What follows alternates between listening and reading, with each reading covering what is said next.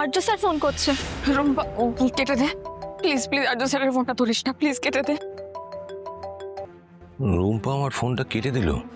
আর্য sir একবারের জন্য আমাকে কিচ্ছু বলেননি, উনি নিজেই তো। আচ্ছা ঠিক আছে, কিচ্ছু বলতে হবে না, থাক এখন। বুঝতে পারছো না, বিশ্বাস করো আমাকে, উনি নিরুপায়, ওনার কাছেও আর কোনো উপায় নেই। আচ্ছা ঠিক আছে, আর্য স্যার তো এখানে আসেননি। আচ্ছা তুই যে এখানে এসেছিস সেটা আর্য স্যার জানেন না তো? না, জানেন না।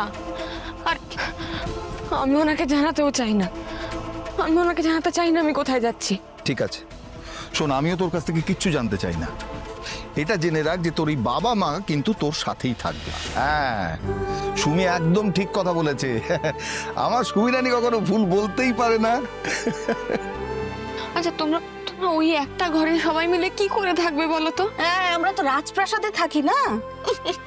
এই একটা ঘড়িতে জীবন কাটিয়ে দিলাম রে মা। ঠিক আছে, কোনো কথা নয়, থাক, কোনো কথা নয়। আমরা তোর সাথেই যাব। অপু, তোরা এভাবে চলে যাবি? কিন্তু তোদের ওই তালাবন্ধ ঘরটা, ওটা দেখলেই তো রোজ মন খারাপ হবে, কষ্ট হবে। বাড়ি কি কেউ আর ইচ্ছে করে ছেড়ে যায় রে? বাধ্য না হলে কেউ বাড়ি ছেড়ে যায়? আমায় যেতে হচ্ছে, আর আমার জন্য মা বাবাকেও। ফিরে আসবি তো তোরা অপু?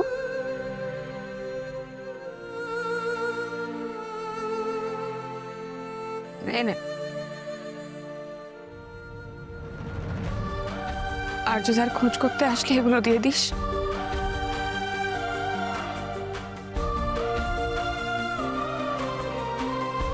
রুম্পা শোন না, বলছি যা হচ্ছে সব ভালোর জন্যই হচ্ছে রে। কাঁদছিস কেন? এই মুখ দেখে যাবো? হ্যাঁ, একটু হাসি মুখটা দেখে যাই। যাই বলতে নেই, আসি বলো। আচ্ছা ঠিক আছে, কাঁদিস না মা, কাঁদিস না। সুমি চলো। অপু, আর্য স্যার ফোন করছে। রুম্পা কেটে দে প্লিজ প্লিজ, আর্য স্যারের ফোনটা ধরিস না প্লিজ, কেটে দে।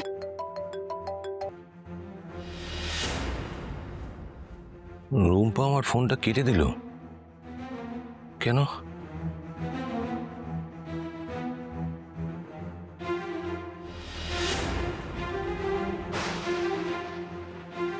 অপু শোন না, শোন না, বলছি কি কোথায় যাচ্ছিস অ্যাড্রেসটা দিয়ে জান, আমি কাউকে বলবো না। কোথায় যাবে আমি কিচ্ছু বলবো না, আমি প্রমিস করছি। আমি তোর সাথে যোগাযোগ করে নেবো, তুই, আমি তোকে ঠিকানা দিয়ে যেতে পারবো না।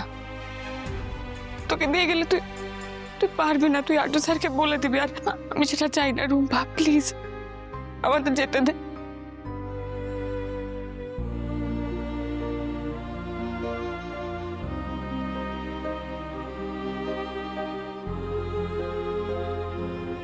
Tata tata.